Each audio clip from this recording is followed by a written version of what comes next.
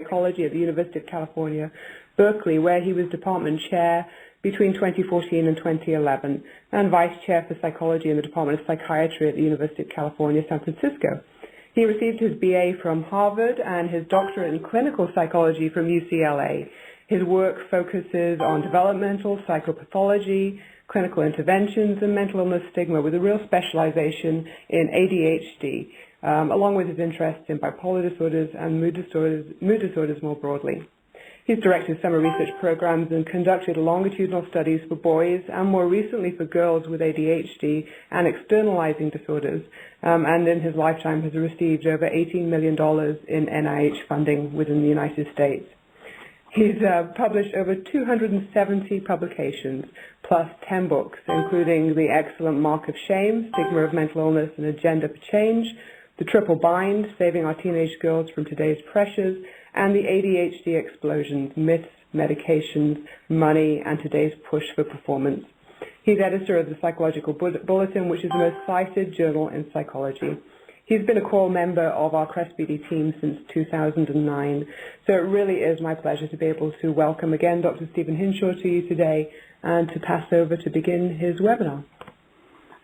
Hello, everyone, and good morning, or those of you in the Eastern Time Zone, good afternoon.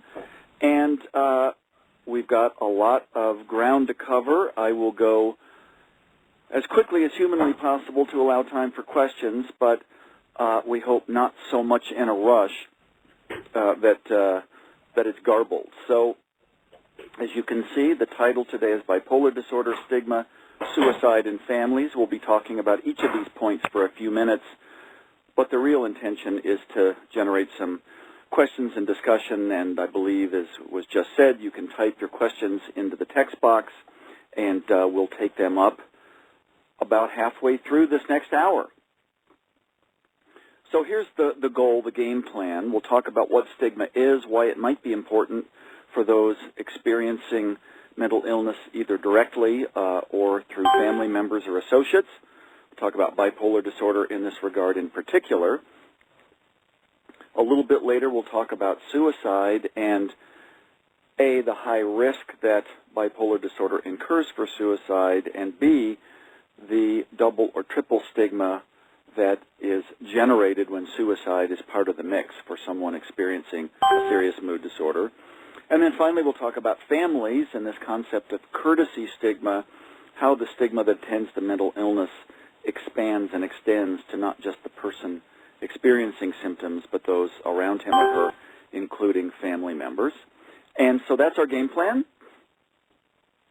So I have no formal disclosures to make at the beginning of this talk. My only disclosure is that for me to try to talk in 30 or 35 minutes will be a world record, so I will get started because there's a lot of ground to cover. So what is stigma? Let's go back a couple of thousand years to ancient Athens, and you are an Athenian citizen, and you're strolling down to the marketplace, the agora. We know that agoraphobia literally means the fear of the marketplace. So this is, of course, symbolic of any society or culture. But in ancient Athens, it might be important for you in the agora, encountering many other Greek citizens, to be aware of who actually in your midst might have actually fought for Sparta, not Athens, been a traitor, or as a slave or former slave, because those are designations within Athenian society. So to help you sort that out, traitors and slaves had a brand burned into their skin so that you could tell. So literally, stigma is a brand, a physical mark, showing that you're very low status in a given society. Now, there isn't as much physical branding today as there was in former times. In the 20th century, we can think of the brands placed on concentration camp victims and survivors, or in some nations, HIV-positive individuals, but mostly today stigma is symbolic. There's not a physical mark, but we know that certain members of society aren't as valued, so psychologically we cast aspersions. If you go to the social psychology literature, there's lots of talk about stigma against, and you can see in the middle of the slide, shifting sands, left-handedness used to be highly stigmatized. It's not anymore. Very different attitudes towards gay marriage than there were even 10 or 20 years ago.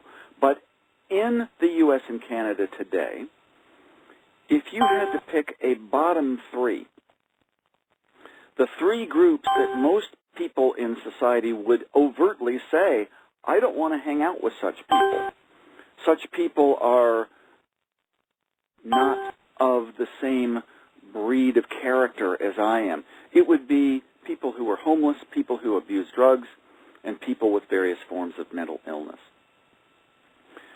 Some very interesting research by our colleague Sue Fisk, social psychologist at Princeton, trying to figure out which groups get stigmatized. And in her famous expression from her famous 2006 paper, she said people who tend to get stigmatized are the lowest of the low, people that society brands as low in both warmth and competence, with these three conditions, mental illness, homelessness, substance abuse, exemplifying that. In fact, if you put people in a brain scanner and they encounter images of such individuals, what part of the brain tends to light up with blood flowing to it? You can detect in the fMRI scanner the insula, a deep structure in the midbrain that is the part of the brain that registers disgust. So there might be some automatic stigma against people perceived to be, quote, the lowest of the low. Okay, we're going to go quickly through the last part of the slide here.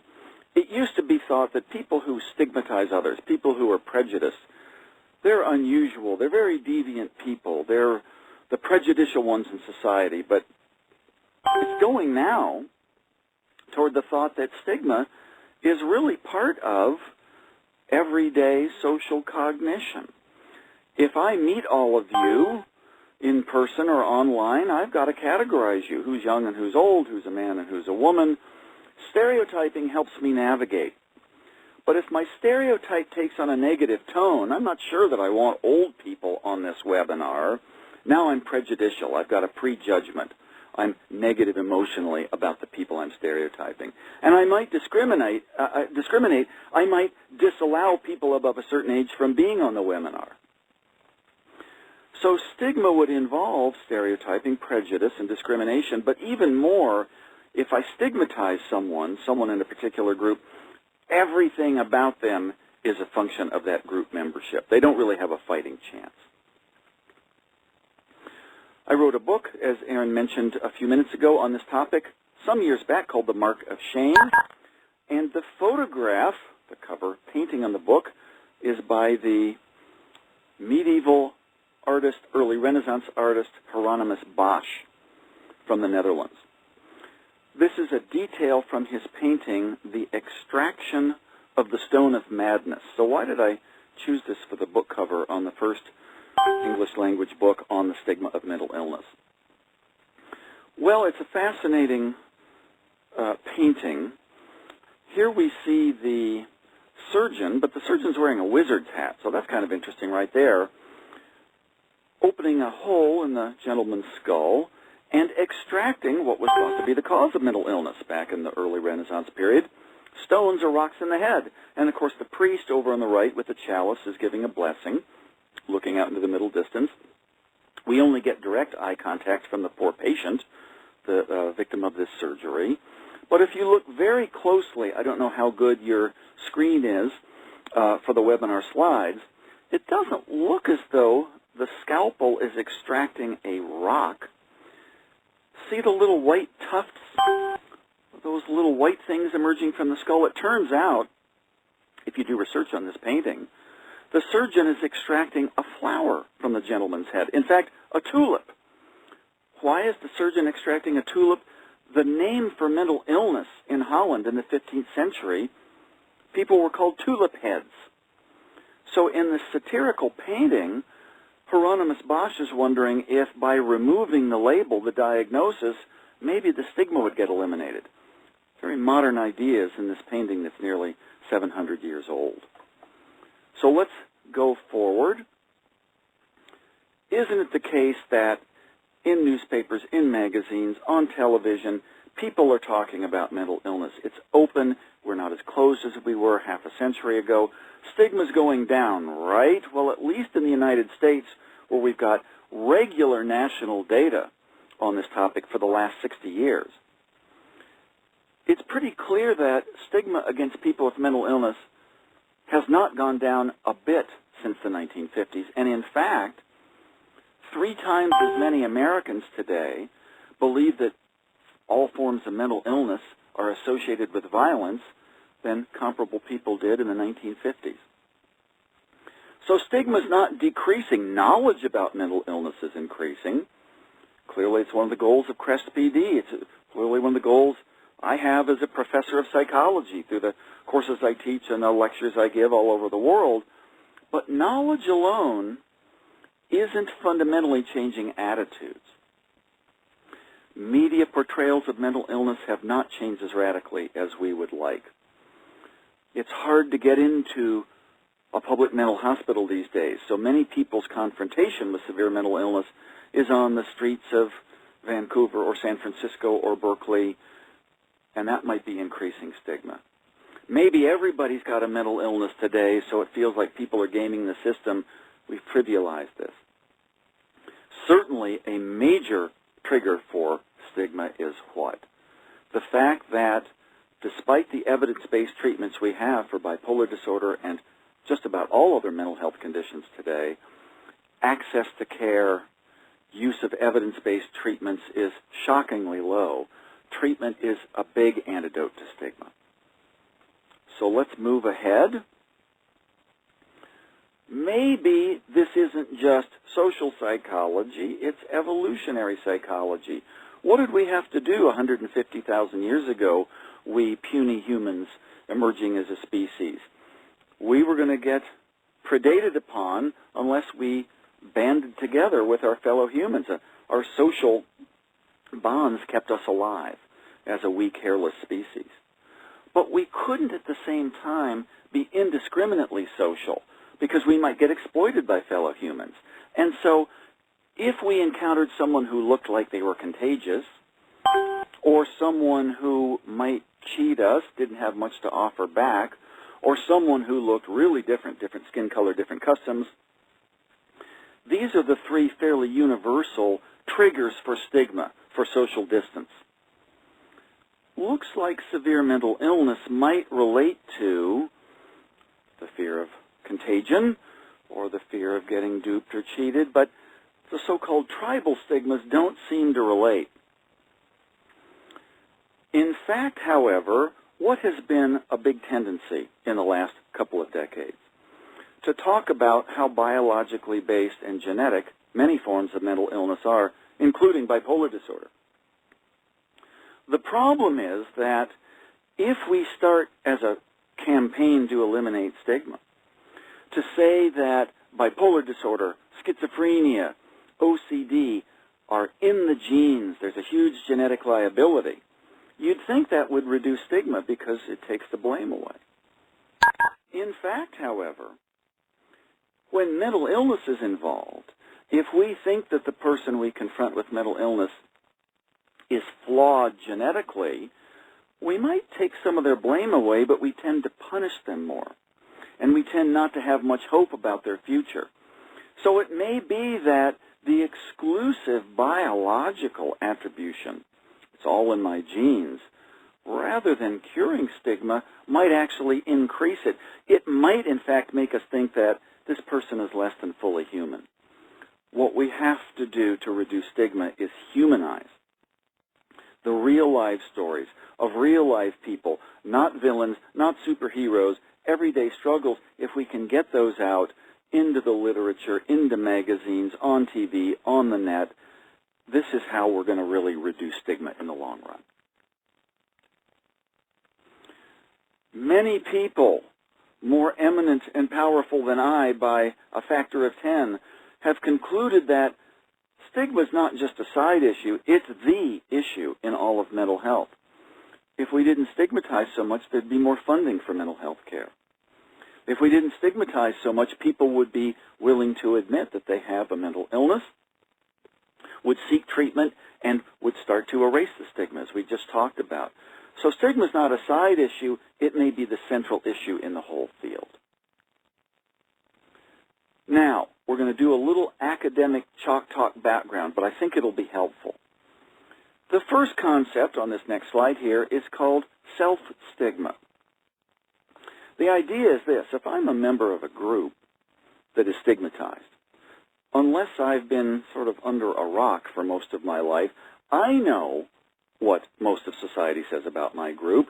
I see it on TV. I heard the bedtime stories. It's in the lore. So I'm very likely to internalize. I feel that same way that society feels about myself. I internalize the stigma. Now, it was thought that inevitably any member of a stigmatized group would experience self-stigma. That's not necessarily true.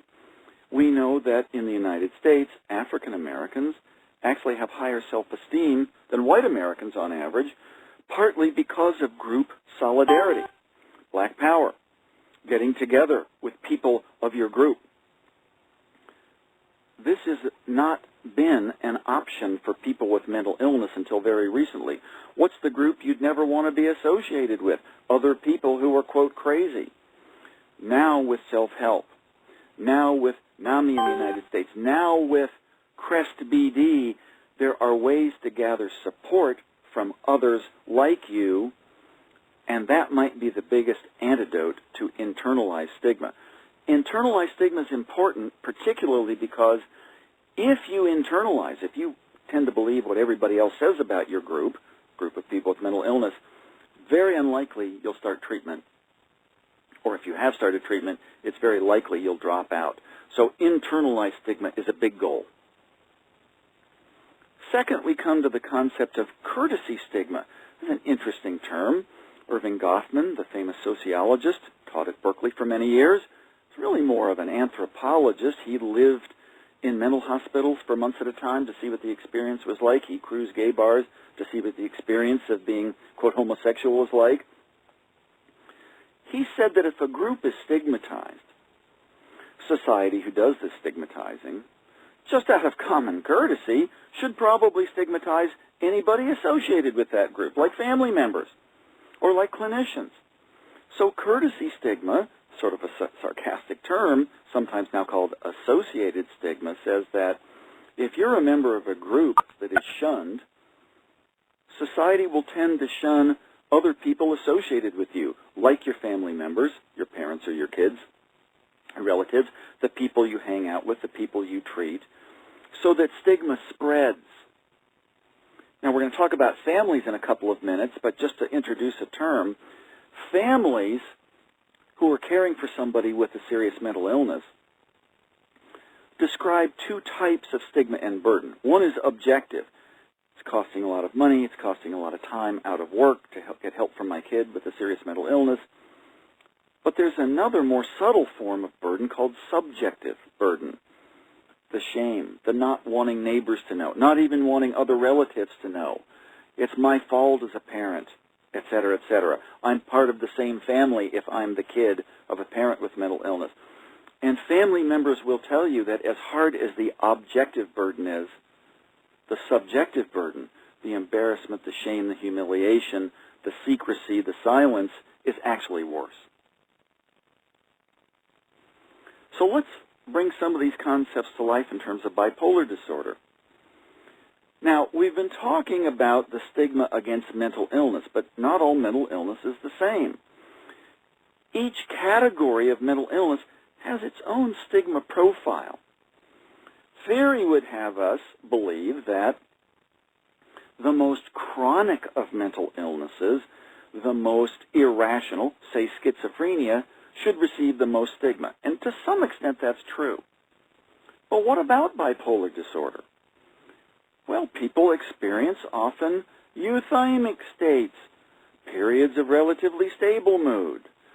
People with bipolar disorder tend to, if they get treatment and get support, do pretty well in life despite some of the symptoms and impairments. So wouldn't bipolar disorder be less stigmatized? On the other hand, what's the very nature of this condition? Cycles of mania, depression, and mixed states. Some days, some months, some years are pretty good. Others are fairly disastrous. So when people confront you, the individual with bipolar disorder, they come to expect, well, what's the matter? The person seemed like they had their shit together for a while, and now what's going on? It may be that cyclic forms of mental illness, or in some of the studies I do with kids and adolescents and adults with ADHD, seemingly milder.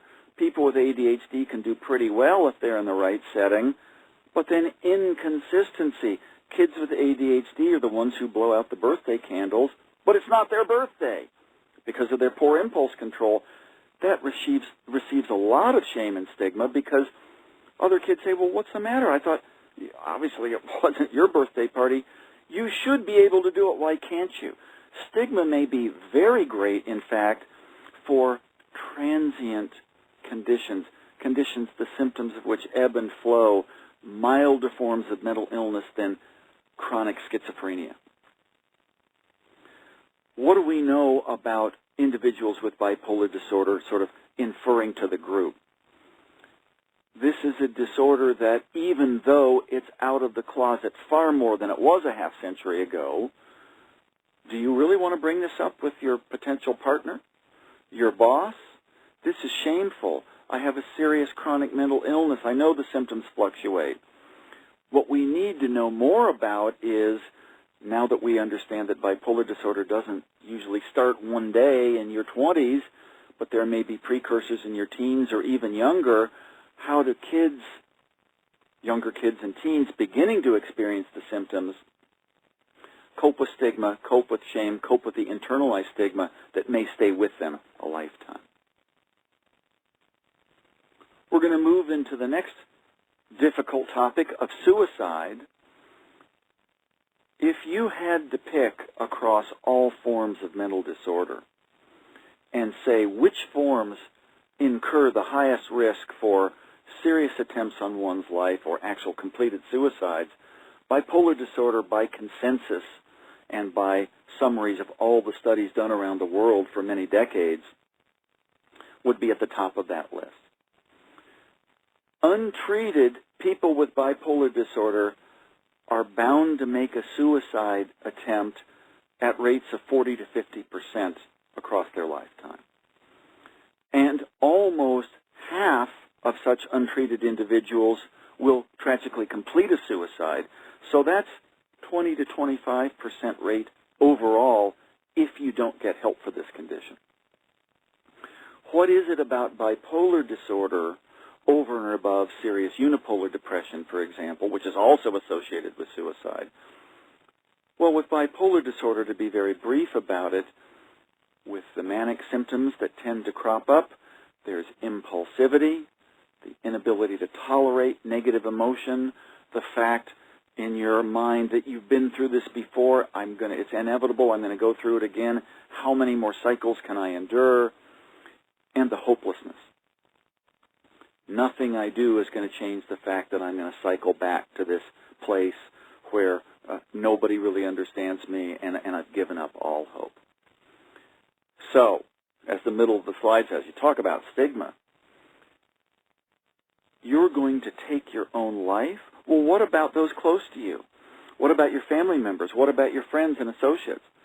Don't they know how devastated, doesn't everybody know how devastated they would be if you were selfish enough to want to take your life? Many people, otherwise empathic, would tend to think and feel, hey, look, I've got struggles, I've got conflicts in my life, I'm going to tough it out, and why would you be thinking of suicide? It's the easy way out, it's the weak way out. All sorts of moral aspersions cast on those who are into the place of deciding about whether their life is worth living.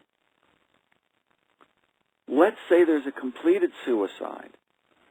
What about survivors, kids, relatives, family members, associates? There's a stigma, there's a shame that the family member or our close friend, quote, wasn't strong enough to have toughed it out. So these are tough words. These are fighting words. There's morality. There's even, in some states in the United States, it's illegal to commit suicide. So it's not only immoral, but it's illegal. I think there's, sort of going off script on the slides for a moment, something worth considering. When people, as a result of serious depression usually, whether associated with unipolar or bipolar, get to the point where they're feeling how much of a burden they really are. They know that people are worried about them. They know that this cycle of hopelessness has come and come again. And there's a decision often people make that this would be an act of mercy, actually. People would not have to spend their time and energy worrying about me. If you get into that headset, it's not so much how selfish could someone contemplating suicide be, but actually how empathic. It kind of gets you into a different place about how tragically hopeless some people get when they get suicidal. And if we could bring that level of understanding, it might again ease the stigma that many people in general society have for a condition, suicidality, that's hard to comprehend. So let's talk a little bit more about families. So not only is there courtesy stigma that you're associated with, you share genes with, you share a home with someone with bipolar disorder, but up until the last couple of decades, what did all of clinical psychology and psychiatry and social work and related fields say? Family members are the cause of mental illness. It's lousy parenting, not sufficiently sensitive, or too harsh, or too lax.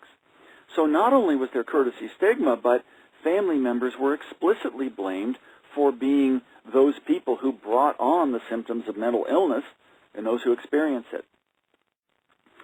Now, again, an antidote to this is, hey, genes play a role here. The heritability, the genetic liability for bipolar disorder is 80% plus. ADHD, the condition I do a lot of work in, the heritability is about 75%. Everybody's stereotype is, oh, ADHD is caused by those parents who just don't pay enough attention to kids or too lax. ADHD runs in genes as well. So, wouldn't, again, that be the cure for stigma? It's genetic. It's not just bad families. However, families do pass on genes. And a total biological genetic ascription for mental illness, as we talked about a few minutes ago, is not the antidote to stigma. In some ways, the way I like to think about it is, if someone has bipolar disorder, someone has ADHD, other highly heritable conditions, maybe that does take away the blame. It's not your fault or your parents' fault except for the genes that were transmitted. But we don't at the same time remove the responsibility. There may be a strong genetic liability, but getting into treatment, staying supportive as a family, toughing it out when symptoms rear their head, making sure that there's firm, gentle pressure for staying in treatment even when the person doesn't want to be in. That's the responsibility of the individual and the family members. So we can take away the blame for lousy parenting having caused the condition, but not the responsibility for everybody on the scene to continue the efforts to stay in treatment. Again, what might really, quote, cure stigma is a lot of scientific research in the topic's important, but narratives, people's understanding that my coworker, my relative, my best friend is out of the closet with bipolar disorder or other forms of mental illness. They struggle too, just the way I do. I can empathize. That doesn't mean that they're, again, a villain. Doesn't mean that they're a superhero. Too many accounts of mental illness either castigate or glorify. What about everyday lives and struggles? Getting this level of narrative understanding of everybody's stories, again, one of the goals of CREST quite admirably, may be the best thing we can do to erode stigma. So, a couple of summary points. Are we going to open up about mental illness? Are we going to recognize that bipolar disorder and other forms of mental illness are real? Or, as happens too often, at least in the United States, it's still ridiculed, it's still not real, it's still not a physical illness.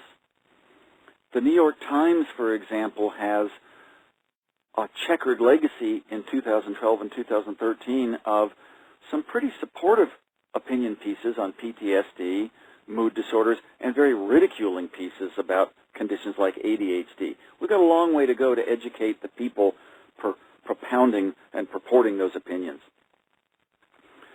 Over across the sea in the United Kingdom, their anti-stigma campaign of a decade ago was called Every Family in the Land. Mental illness isn't rare. It affects every family. Their more recent program, recently evaluated, called Time to Change, trying to go nationwide to erode stigma. What about the diagnosis and labeling? Is it a good thing to have a diagnosis of bipolar disorder, or is that just a psychiatric label? Diagnoses can be empowering. They can make sense of confusing symptoms. They can get people to the point of saying, this is a real condition I have, I need treatment. Of course, staying in treatment is a big issue for people with bipolar disorder, many other forms of mental illness. But there are those, including the Scientologists out there, still avowed to fight mental illness and fight all psychiatric treatments, including medications especially, who would have us believe that this is bogus. They're not real disorders. These disorders are real, and they need treatment, and this is a huge antidote to stigma. Mental disorders are hugely impairing. The World Health Organization recognizes this now. On a par with cancer and HIV, mental illnesses are major causes of impairment worldwide. But everybody with a mental illness doesn't have symptoms all the time, especially bipolar disorder. Many people, even with severe forms of mental illness, lead exemplary, inspiring lives. Being smart about things, having a sense of humor, spirituality. For my dad, for example, who had lifelong bipolar disorder misdiagnosed, he was a university professor and had tenure. That helped because he could keep a job.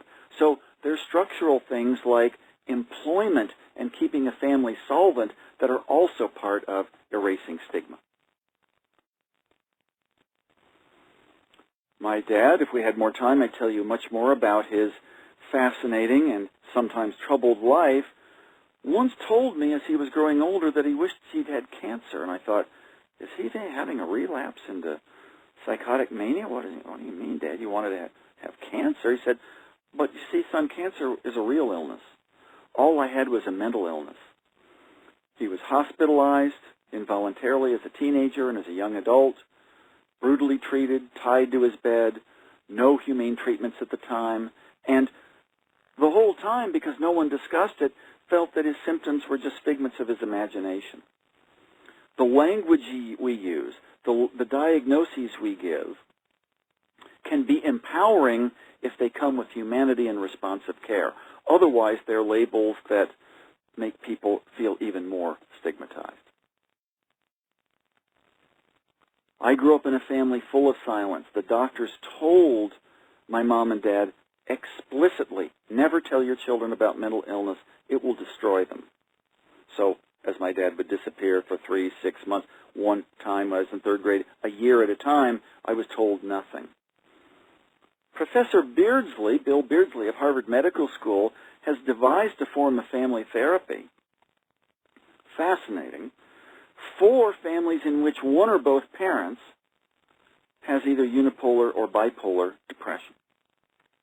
The idea of this family therapy is to get the family to talk about with the kids dad's drinking or mom's absences or either parents' erratic behavior or when the police were called, or because the families often think, well, we want to keep this from kids. It's shameful, it will destroy them. By opening up and getting the kids on board with what is the reality in the family, not only at the end of such therapy are the kids doing better socially and academically, but 4 years later, the kids themselves, their own risk for developing depression is cut by 50%. Yes, mood disorders are transmitted in part genetically, but they're also transmitted by communication. Silence breeds internalization and shame and sets the stage for subsequent mood disorders. By talking about it, by using our narrative to take the mystery out of things, kids' own risk for the next generation of mood disorders, again, may be halved, showing the power of communication in fighting stigma. One last thing, I've been involved with a group called Let's Erase the Stigma. These are middle school and high school clubs. They're not mental health support groups. They're any kids in a school who wants to join a club, the French club, the Latin club, the rugby club. You can join the Let's Club, the Let's Erase the Stigma Club, talking about difference, bullying, talking about mental health. By doing this for a year, kids who participate in these kinds of clubs versus those who don't, they gain a little bit of knowledge about mental illness, but even more, their attitudes improve a lot, and they don't want to be as socially distant then against or from people with severe forms of mental illness. If we can start with the youngest generation and talk about difference, talk about diversity, and talk about empowerment, this may be sort of the gay marriage analogy with a generational shift we've seen in the last few years. I'm hoping for a generational shift where talk about mental disorder among young people becomes commonplace, and we won't have, in 25 years, the need for a webinar on bipolar disorder, shame, silence, stigma, families, and suicide, because we'll have put a big dent in such stigma. That's the last slide. That was sort of a world record for me to do about 30 to 35 minutes. I'm eager for any questions or discussion people have. Congratulations, Dr. Hinshaw, on keeping to time. I know how difficult that is for you, given you have such a rich portfolio of research and knowledge to share. A wonderful presentation. Thank you very much for that, addressing, as you said yourself at the beginning of the talk, the most significant issue we face currently in mental health research and care. We're now at the point where we can pass over to you, the audience, for questions and answers. You can type those into the box that you can see on the right-hand side of your screens. And we'll start with one of the first questions that came up in the chat box, which was a comment, which was, first of all, acknowledging the importance of this talk and stating, I'm blessed in that I encounter this, i.e. stigma, very little. What I get instead is denial, friends and family, in effect, saying your problem doesn't exist or you're exaggerating your problem. What would your response be to that, Dr. Hinshaw? Well, that's another form of stigma, isn't it? I mean, I'm going to sort of derail for a minute. 50 years ago, there was a lot of research in social psychology about racial prejudice, sometimes called stigma. And in the United States back then, you didn't have to look very hard. Jim Crow laws, before the Civil Rights Act of 1964, blatant racist terminology used. Well, today, a lot of people in the United States kind of know that things have shifted. You don't go around saying racist things overtly like that. Maybe because the whole social standards have changed, you can keep those views to yourself, or maybe they're not even that consciously accessible to you. So we've moved from overt racial prejudice to what's called implicit or covert prejudice or stigma.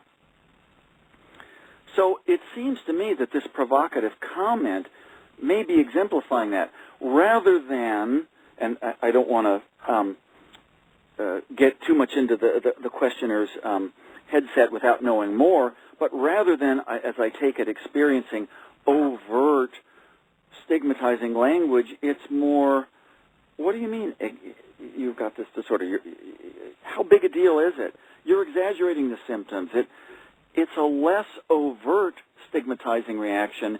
It's more subtle, in some ways trying to normalize the person's symptoms, but leading in the end to shutdown and denial. And do I even have these symptoms? I guess I can't even open up with you about them because you're going to degrade them or denigrate them before I even get them out. And I think it's a different way of expressing stigma. And in fact, it's kind of interesting, as we are more open in our societies about bipolar disorder and other forms of mental illness, and it becomes more common to talk about it, the forms of stigma, we may encounter may be more subtle, implicit, so it's going to be harder to battle because the enemy is going to be more hidden.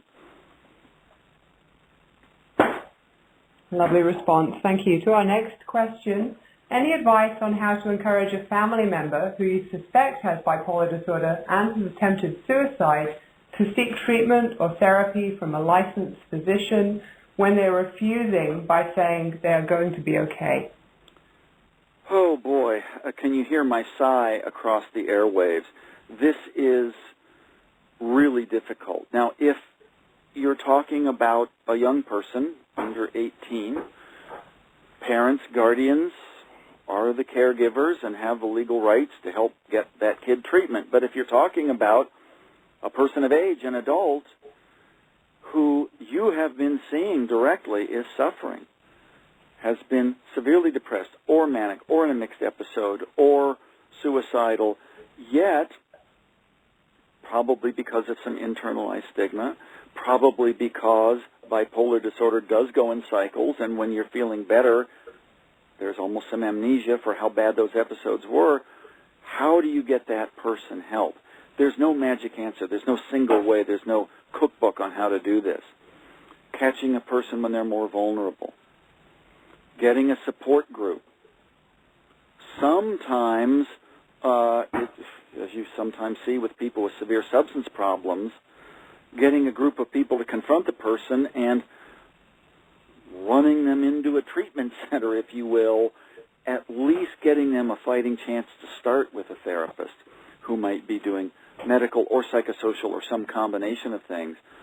But it's very hard, as we now know, in the U.S. and Canada and most of the developed world, to get somebody into treatment against their will. My dad, back 60, 70 years ago, could be thrown into a mental hospital against his will with 2 sentences from a psychiatrist and a judge's written order. When would that person get released? Only when the doctor said he or she was better, which sometimes would be never. So we've reduced involuntary commitment. That's a good thing. It's a civil rights thing. On the other hand, sometimes the people with the most severe symptoms, especially if the symptoms get psychotic, don't realize how much they need help, and so we're in a bind because we can't coerce treatment. Now, no one wants to open up the old state hospitals, the snake pits, but there's a big gap between the need for treatment and getting someone who's not convinced they need it in. And subtle pressure, letting people know how much you care, sharing stories of other people who've gotten treatment, anything you can do to inch that person to treatment will be appreciated in the long run. And another question is coming in from Ontario. Is it generally a good idea for a clinician to share their own or their own family's mental health journeys with their clients? This is a big issue. The year after I wrote The Mark of Shame, I edited a book called Breaking the Silence. And these were 14 people, ranging from students and trainees to senior clinicians and scientists, who told their own stories for the world about their own or their family's pretty serious mental illness. The whole idea was to get mental health scientists and professionals to break that silence and talk about this, because there's a lot of stigma within our profession. Now, let's go to the question. If I'm a clinician and I'm treating someone and I have personal or family experience with the very condition that the person I'm treating is experiencing, maybe that's a way to get perceived similarity and generate support and empathy. And, boy, the clinician experienced it too, and I can too. It's not quite that simple, depending on the school of therapy you're in and how, what sort of phase of the treatment you're in. You might not want to necessarily disclose everything off the top, because maybe the person sitting supposedly getting help now feels, hey, I've got to help out this poor doctor who's got the same kind of problems I do. You don't want to reverse roles like that. On the other hand, the sort of old school notion that the clinician is a blank slate, never discloses, is always neutral. Judicious disclosure, I mean, forget even with a clinician, how do you tell your employer? How do you tell friends and contacts you've made?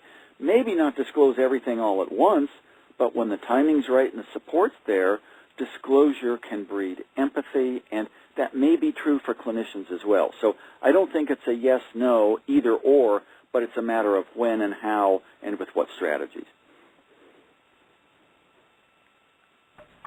And just to challenge you a bit, a double-barreled question for the next one. First of all, a question that's coming in from a participant about, can you recommend any websites that are currently available that tackle erasing stigma? And then the second part of the question I'd like to ask you is, as we move forward with research in CREST.BD, one of the things that we're designing and we intend to do for the future is to create safe places online and communities, web-based communities where people can come together to tackle stigma. What would the key features for those kind of websites be from your perspective? Yeah, I really like that idea a lot.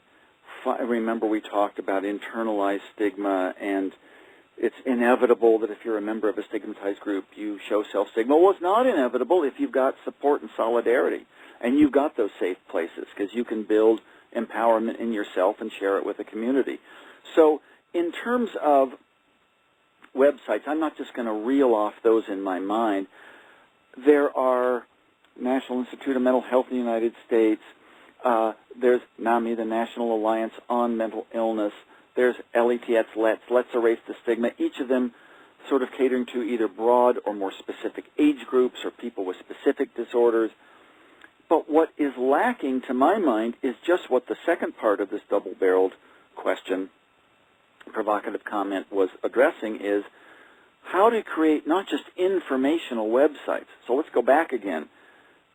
It's important, in order to eliminate stigma or reduce it, to have more knowledge of mental illness. But knowledge alone is not the solution. Sometimes more knowledge, Pat Corrigan, our colleague in Chicago, a big stigma researcher, did some middle school work a few years ago where they would go in for a week and do like a health class to middle schoolers and teach about schizophrenia or depression or bipolar disorder. Intriguingly, what happened was those middle schoolers at the end of the week, they answered more questions accurately about schizophrenia, bipolar disorder, depression. And they were also more stigmatizing because they said, oh, I mean, those are people who hear voices, or those are people who get suicidal. Facts alone may fuel stereotypes. It's spaces for personal contact, for shared support and empathy, or a different kind of factual knowledge. Did you know that many people with condition X, say bipolar disorder, if they get support, go on to lead these kinds of lives? And so creating safe spaces where people can disclose online is very good because it's hard, if you're pretty depressed, to get out to anybody's office. You can do it across a huge nation like Canada. You can do it across the world. You have to make sure that the places are safe. There's a lot of online sites that can get exploitative, and so the community would have to build a kind of trusting network that these are places where people who are going to open up and share and disclose can feel safe doing so. So I love that idea. And a question coming in from the Pacific Bipolar Foundation in British Columbia that pertains to this. What about in real life? To what extent is it people's responsibility, so to speak, to disclose their diagnosis in order to tackle stigma? And how do you navigate the boundaries around that?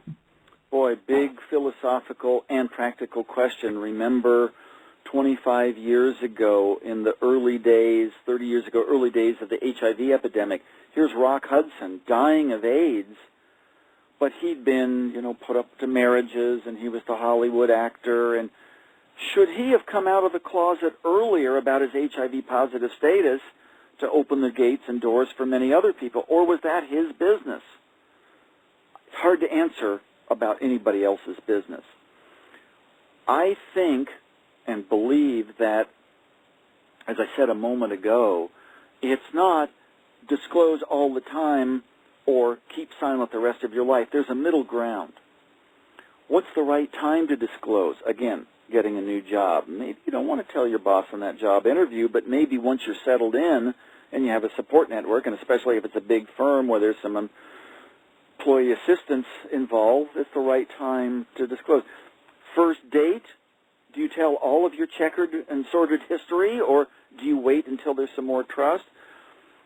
Do you lead in any social encounter with, quote, your dark secrets or your medical history or your psychiatric history, or is there the right time when, again, there's more trust in that relationship and then disclosure may be more impactful? I think it's timing. I think it's support. I think it's how you feel about yourself. I don't necessarily think that every discussion ought to lead with that, but certainly we have to go away from the era where it was never allowed, it was always too shameful, and you'd never tell. Back to Goffman, our sociologist colleague at Berkeley all those years ago, Goffman was often, in the theoretical work he did on stigma, talked about concealable stigmas. So I could have a different skin color from you, and it's hard to hide that, right? You meet me and you know. But what if I've just endured cancer treatments? Or what if I've got a history of bipolar disorder? Or what if I'm gay? Things you don't have to tell and a person might not know. It's these concealable stigmas that generate the most conflict. You think, well, if it's overt and visible, that's real stigma. But when it's concealable, there's often a struggle. Do I come out of the closet? Do I disclose? Do I wait? And if the fear is that you can never tell, that's when stigma wins. There should be the option of disclosing, but I think timing is everything. That's kind of my quick summation. Beautiful, thank you. And one final question that's coming in from Vancouver, which is around language and labeling. I often wonder whether the use of the term mental illness inadvertently contributes to stigma by implying a false or an all or nothing dichotomy of health versus illness. Would the alternative term mental health conditions imply that it isn't the total of the person or a global experience? Yeah, really provocative question. The short answer is I don't know, but people have been thinking about this. About 15 years ago in Japan, and I don't know Japanese, so I won't get the terms right, but there was a national decision to change the name of what we in the Western world call schizophrenia. And they changed the label, starting with the Japanese Psychiatric Association very advisedly, from a label that meant kind of like chronic mental illness to something that would be more like developmental coordination disorder, some more euphemistic. Hard to do an evaluation to see if that changed stigma, but there are many people in influential positions who do think exactly, and I mentioned language a few minutes ago, that changing language might change minds. On the other hand, playing sort of the academic Socratic debate side here for a minute, is it necessarily the case that changing language will automatically change minds? So, back in the day, there was doctors and patients. And then in clinical psychology, well, we shouldn't call people patients. Those are people in hospitals. They're clients. Clients more equal. And then in the last 15, 20 years, it's not mental health patients or clients, it's mental health consumers. Consumer takes away that sort of power imbalance of being a patient and should reduce stigma. I'm not positive that it automatically does. I think language is important, but I also think that there's got to be fundamental experiential empathy from this narrative perspective I'm talking about that will make any language we use kind of working sort of inside out. The language won't matter as much. Now, the other point of this provocative comment was maybe mental health conditions aren't all or none. You've got bipolar or you don't. And in fact, what do we scientists now know? We used to think it was true. You had bipolar or you didn't. It's a spectrum. Cyclothymia, bipolar type 2, bipolar type 1. ADHD is on a spectrum. Even autism. Autism spectrum disorders. That's the official name in the DSM now. So everybody's got a little bit of quirkiness. Everybody's a little different. That's what makes us unique. But what if you've got a little bit more? What if your emotion regulation is a little bit more compromised? Or what if your propensity to hear voices is a little more than the next person's? At some point, practically, just like with blood pressure, let's take it out of the mental health realm, that's on a continuum, but there's a certain point at which we have to say, by God, Steve, you got hypertension because you need treatment, even though we could say it's blood pressure liability or spectrum. So changing the names could help to some extent, but we've got to change attitudes first, and even if we change names, there's got to be still some place on that continuum above which we say, hey, that person probably needs treatment. So changing the language is important, but it's not the end game. It's only part of the picture.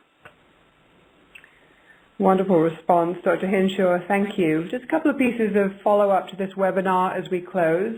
We did have a few questions that came through in the chat box that didn't pertain directly to stigma or today's talk. What we tend to do with those questions is deal with them through the CREST.BD website in an anonymous form through our Ask the Expert section. So if you did post a question that you feel wasn't addressed directly, keep an eye on that part of the website and we will address it from one of our clinicians, researchers, or peer researchers involved with the network over the next few days. I also wanted to follow up briefly about one of the questions that came up about where do you and how do you identify good stigma busting or stigma tackling sites on the web. As Dr. Hinshaw said in the introduction to this webinar today, really you are the experts. So if you do come across or know of sites that you would recommend, if you let us know centrally at CREST.BD what they are, then we would be happy to share that information with the community more broadly as part of the follow-up for this webinar today. As I mentioned earlier as well, we will be posting the full audio and a copy of the slides from today so you can recommend it for other people that you work with, your clinicians or your family members. With that, I would like to extend a very, very warm thank you and acknowledgement to Dr. Hinshaw for his time today. It was a fabulous presentation. It's been a real pleasure having you present to us. Thank you. Well, I welcome everybody who's been on the webinar. Great questions. I wish I could talk to everybody individually, but that would take the whole rest of the day. And this is the kind of work that CREST is doing, and all of us are part of fighting stigma, and we've got a long way to go. Thank you. I look forward to the challenge and tackling that effectively over the future. Thank you for your time today.